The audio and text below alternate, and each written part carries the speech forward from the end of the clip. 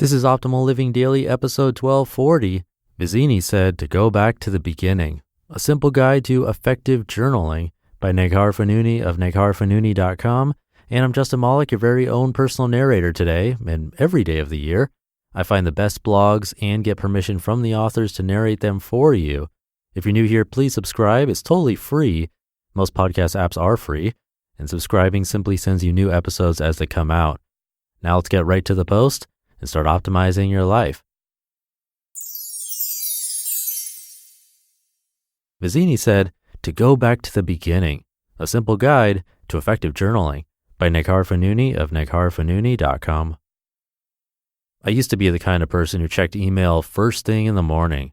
I'd wake up at 5 a.m., brew a French press, and sit down at the desk in my home office. The dogs would follow along and settle into my office sofa, promptly falling back asleep. Then, to the soothing sound of their snores, before taking any time to ground or center myself, the very first thing I'd do was check email. And then I'd check social media. After all of those reactive tasks, I'd start working, usually some form of writing, programs, emails, blog posts, etc. I was getting up so early and starting my workday before the sun was up, but I just couldn't understand how I wasn't feeling wildly productive. I couldn't understand why I felt perpetually anxious and overwhelmed, and why I was so busy, but never actually felt as though I was accomplishing anything. How was it possible to start working as soon as I woke up and still feel like I couldn't get anything done? In The Princess Bride, Vizzini, the Sicilian criminal mastermind hired by Prince Humperdinck to kidnap and kill Buttercup, told his cohorts Fezzik and Inigo to go back to the beginning if they ever got into trouble. So I went back to the beginning because oftentimes the beginning lays the foundation for the rest of the adventure.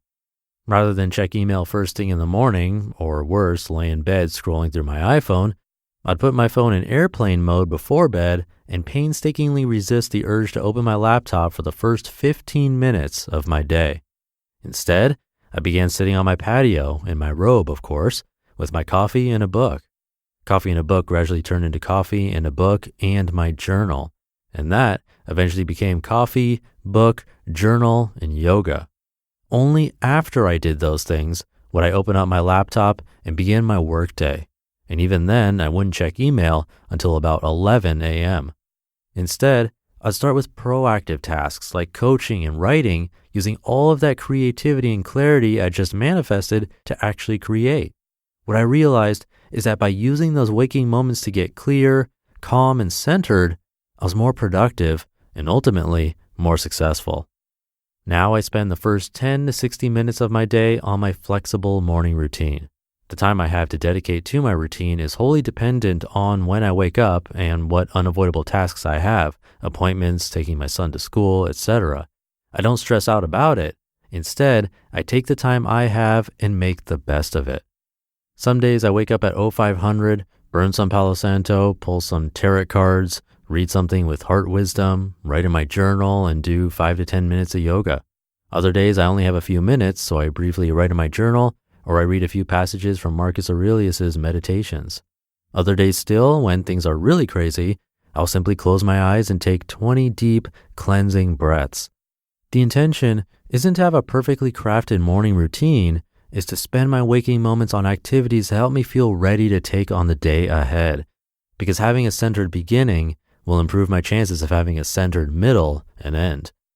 This simple intention to spend the first few minutes of each day in solitude is one of the most powerful things I do with my clients. So many of us wake up already anxious and frazzled and fail to take the time to get centered. I get it, we've all got loads to do. But when I started encouraging my clients to pause and reflect before hitting go on their day, they report a drastic increase in productivity coupled with a noticeable decrease in anxiety. When we go back to the beginning, we have the opportunity to set ourselves up for success. This is more than just reading or journaling, my friends. This is self-care at the most basic level. How we spend our mornings can have a massive impact on the outcome of the rest of our day. And because I want you to have the best days, I'm going to share with you one way to have a better morning. Rather than getting up and immediately hitting go, hit pause and open up your journal. There's a picture in this post with my personal journaling format. It may or may not work for you, but it's a framework that both I and my clients have found great success with. This format helps me feel more mindful of my mental and emotional states so that I can have a better understanding of how to go about my day. And it only takes 5 minutes. It covers emotional check-in, physical check-in, actions, intentions to manifest, intentions to release, and gratitude.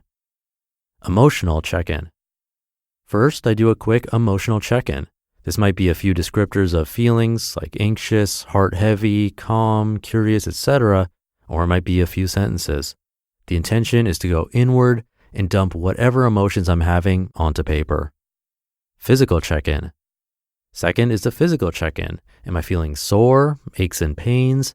How's my digestion? Am I ovulating? The intention is to check in with the physical body so I can address this later with movement or rest. Actions.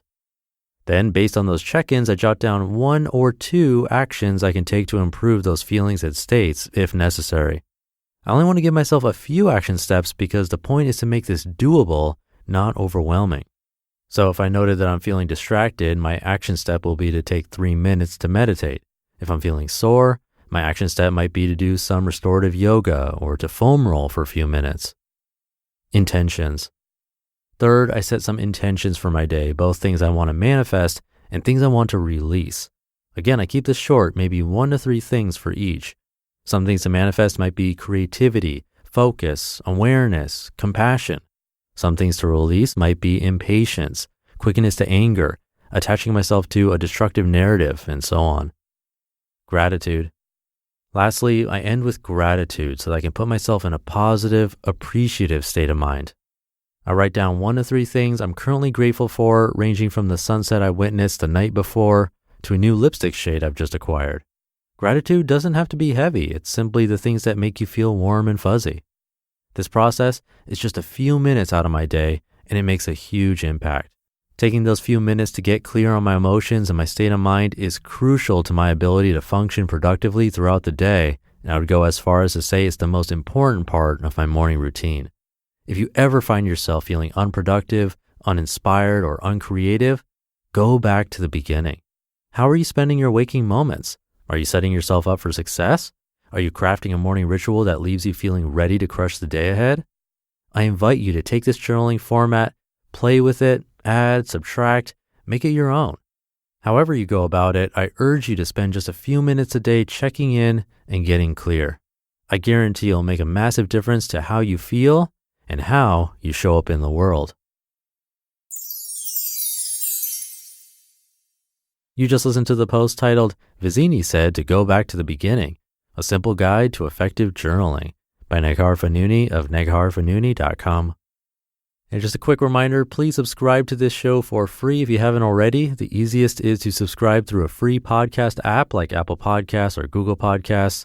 This show is also on Spotify and Pandora, radio.com, even Amazon devices like the Echo and Dot. Just tell your Amazon device to enable optimal living daily. Subscribing for free through any of those is a great way to help keep this show running. But that'll do it for today. Thank you for listening and sticking around until the end. Have a great day, a great weekend if you're listening in real time, and I'll see you tomorrow, as usual, where your optimal life awaits.